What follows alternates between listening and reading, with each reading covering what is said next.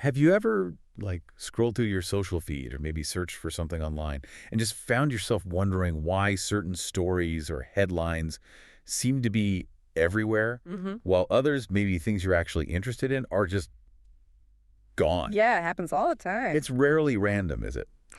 In today's world, you're almost never seeing just a raw, unfiltered stream of Oh, information. no, absolutely not. What you're actually experiencing has been curated for you, often pretty invisibly. Very invisibly, yeah. So today, we're doing a deep dive into exactly this: algorithmic influence, how AI-driven media curation is reshaping public perception and PR strategy. Okay, let's maybe unpack this. That's right. And it's huge. I mean, think about it. From the search results Google gives you to, TikTok's For You page. Endless scroll. Exactly. Algorithms are basically these invisible gatekeepers now. They're deciding which headlines pop up, which images grab your attention, which stories really take off. And it's not just about my personal feed. Yeah. No, that's the key thing. It's not just tailoring your individual experience. It's actively shaping public perception on a massive scale. It determines if a narrative gets momentum or if it just fizzles out. Oh. And that obviously has a huge impact on how effective any PR campaign can be. Honestly, understanding how to work with these algorithms, it's becoming just as critical for anyone trying to communicate, as crafting the actual message itself. Okay, so for you listening, our mission today is basically to give you a shortcut. We want you to be genuinely well-informed on this because it's a really critical topic. It really is. We're hoping to uncover some maybe surprising facts and show you exactly why this isn't just for tech people or PR pros. It matters to basically everyone who looks at a screen these days. Yeah, anyone who consumes media. Right. So we've established these algorithms are everywhere, but what does that feel like day to day? What are the real, tangible effects they're having on how we get our information? Well, one of the biggest things we see is what's often called selective visibility. So have you ever noticed, maybe there's an indie band you follow on Instagram, but you hardly ever see the posts. No. But then suddenly, boom, you're getting hit with ads for some big blockbuster movie you never even looked up. All the time. That's selective visibility right there. Yeah. PR messages or any content, really, that happens to align perfectly with what the algorithm prioritizes. Maybe it's a trending format, or it looks like it'll get high engagement, or it has all the right metadata. Yeah, the hidden tags and stuff. That content is far, far more likely to reach a huge audience. If your content basically speaks the algorithm's language, it gets seen. If it doesn't, well, it can be almost invisible. So it's almost like needing to learn a new digital dialect. Like, if you're not fluent, your message just gets lost. Yeah. Even if the system is designed to distribute it. That's a great way to put it, yeah. That's, frankly, a bit daunting. It absolutely is. And, this leads directly to the next point, narrative amplification or suppression. Right. So imagine a small local charity trying to get the word out about a food drive. Okay. They might write the most perfect, heartfelt press release, but if it doesn't have the right keywords, or maybe it's not formatted well for people reading on their phones, which is most people now, it's like shouting into a hurricane. Meanwhile, some company with a slick, algorithm-friendly video about, I don't know, a new soda flavor reaches millions without even trying that hard. Because the algorithm likes the video format? Exactly. A story can either explode into the mainstream or it can just completely vanish. It really often depends on how these algorithms categorize it and prioritize it. And what about bias? Does that play a role? Hugely. And what's fascinating and also quite impactful is this bias in curation. Algorithms, their goal is often engagement, keep you scrolling, keep you clicking. Right. Makes sense. But in doing that, they can inadvertently create these filter bubbles or echo chambers. They get so personalized that, seriously, two people sitting next to each other can be looking at their phones and seeing completely opposite truths about the same news event. Wow, really? Yeah, and they might never even see the perspective the other person is getting. So it's not just what you see, it's that invisible wall around what you don't see. That's what's really shaping our kind of shared reality, or lack thereof. Is that deliberate? Or just a side effect? It's usually not deliberately malicious in the sense of, let's push this specific agenda. It's more a direct consequence of optimizing for engagement above all else. The system learns what keeps you clicking and gives you more of that. That's a really profound point. So if the algorithms are just trying to give us what we seem to want based on clicks and likes, couldn't you argue they're just reflecting our biases back at us rather than actively, creating them? That's the million-dollar question, isn't it? It's definitely a complex interplay. Yes, our past behavior absolutely feeds the algorithm. It learns from us. Okay. But then the algorithm also reinforces what it learns. If it sees you engage with a certain type of content, maybe something slightly inflammatory, it's incentivized to show you more like it. Because it worked before. Exactly. Regardless of whether that content actually contributes to a balanced view or, is even accurate. It creates this feedback loop that can definitely deepen existing biases or even nudge us in certain directions over time. And it sounds like this landscape isn't static either. The rules keep changing. Oh, constantly.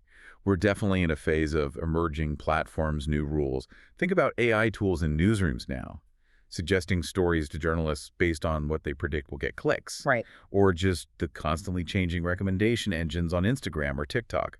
The rules for getting seen are always shifting. So like vertical video suddenly becomes huge. Or Exactly. Short-form vertical video for TikTok, maybe interactive carousels for Instagram, certain infographic styles on LinkedIn. Specific formats that the algorithm notices tend to capture attention and drive shares. So what worked last year might be totally useless now. pretty much, yeah. You have to keep adapting. And speaking of adapting, how does data fit into this? Are PR teams just guessing, or is there more of a science to it now? It's definitely leaning much more towards science. This is where data-driven PR really comes into play. Okay. AI can analyze massive amounts of user behavior data, and that analysis can guide PR teams to tailor their stories, their timing, their formats, everything, to be statistically more likely to get picked up and surfaced by the algorithms. Can you give an example of that? Like, how granular does it get? Oh, really granular. For instance, AI analysis might tell a PR team not just what kind of headline works, but that a headline using certain, say, emotional trigger words, combined with an image that has a specific color hue, like a subtle green background, might statistically outperform a neutral headline by like 200% if posted on a Tuesday morning between 9 and 10 a.m. Whoa, that's specific. That's specific. It's almost subconscious targeting, not just general demographic targeting. And when we talked about optimized metadata earlier, Think of that as the secret instructions you're feeding the algorithm. It's not just the words people see, but the hidden tags, the alt text for images, the video descriptions, the categories you choose, all telling the platform exactly what your story is about and who it's supposedly for. It helps it cut through the noise, but this immediately raises some pretty significant ethical concerns, right? About manipulation and transparency. Yeah, that level of targeting feels a bit unsettling. So given these high stakes, how are professionals actually navigating this? What are they learning from, things that work or didn't work? Well, there's a growing body of case studies. You see examples all the time of campaigns that just exploded, went viral, clearly because they hit the algorithmic sweet spot. And then others, maybe just as well crafted from a messaging standpoint, that just got completely buried. Vanished. Because the algorithm didn't favor it for some reason? Exactly. It really underscores how critical it is for PR teams, for anyone communicating online, really, to understand these dynamics. A great message can totally fail if the algorithm doesn't pick it up. And that potential for manipulation we just touched on, it's a constant consideration. Can you elaborate on that ethical line? What's the difference between smart strategy and, well, manipulation in this algorithmic age? Could you give maybe a concrete example? Sure. Okay. Let's say a company is launching a new product.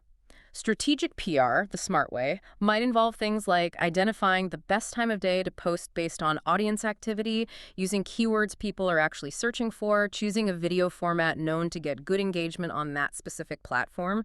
That's just smart planning. Okay, makes sense. But manipulation could creep in if, say, they deliberately craft a headline that's maybe a bit misleading, but they know it's algorithmically sticky, designed purely to generate clicks, even if the content inside doesn't fully deliver on that clickbait promise. Right. Clickbait. Or maybe they intentionally use really emotionally charged language, trying to bypass a platform's usual moderation filters, even if that language might stir up unnecessary division or anger, just because they know it boosts engagement metrics. It's a very fine line, a real tightrope walk. And that leads to platform strategies, right? You can't just use the same approach everywhere. Absolutely not. You need platform-specific strategies.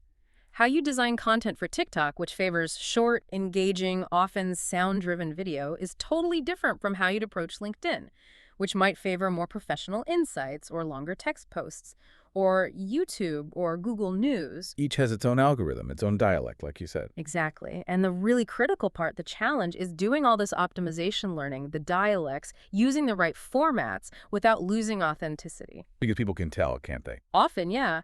If content feels too forced, too obviously optimized, it can just fall flat with the actual human audience you're trying to reach. It feels robotic or fake. Okay, so if we sort of zoom out and connect this to the bigger picture, what does the future hold? What's the future forecast here, say, next 10 years? Well, the role of AI in curating news and information is only going to get bigger, much bigger. Yeah. We anticipate its impact will be really profound in areas like crisis management. Imagine needing to get critical information out rapidly and accurately to specific groups during an emergency. AI could manage that. Okay, I can see that. And also in shaping brand reputation over the long term, even things like grassroots movements, their ability to organize and get their message out could be hugely amplified or potentially hindered by how these AI systems categorize their content. So it cuts both ways. Definitely. And one potential future is AI curating hyper-personalized news feeds for every single user. Imagine your news diet being completely unique to you, sculpted entirely by an algorithm based on your past behavior and predicted interests. That sounds isolating almost, leading to very different understandings of the world. It could be. Extremely individualized realities. That's one possible trajectory. So amidst all this powerful technology, Right. what about the human element? Does, actually talking to people still matter? Oh, absolutely. Yes. Despite the rise of all this machine-mediated media, the human factor is still incredibly crucial. Maybe even more so in some ways. Really? Well, think about it. Relationships with journalists, with key influencers, building genuine community, that still matters hugely. Algorithms can distribute content, sure, but it's often those human connections that spark the initial interest, build trust, and create that feeling of authenticity we talked about. So the tech is a tool, but it doesn't replace connection. Exactly. The tech is the distribution channel, increasingly, but human connection is still the bedrock. You can't just optimize your way to trust. Right. Okay, this deep dive has really highlighted how these algorithms are these powerful, often invisible forces that are just fundamentally reshaping our information world. And understanding them isn't just for the tech experts or the PR pros anymore, is it? It seems crucial for anyone just trying to navigate the modern world and understand how their own reality is being shaped. Indeed. And the key thing to remember is that these systems are constantly evolving, always. The rules are being rewritten, sometimes, daily. Wow. Which means that both the people creating content and all of us consuming information, we need to keep adapting to. What works or what seems true today might be different tomorrow. Staying aware, staying critical. It's really key. So maybe a final thought for everyone listening. As you go about your day, scrolling through feeds, clicking on news, just take a moment to ask yourself, how can you start to spot the subtle influence of these algorithms in your own information diet? Good question. And maybe what steps could you take to actively look for different perspectives? To seek out voices and views beyond what your personalized, curated feed decides to show you? Something to think about.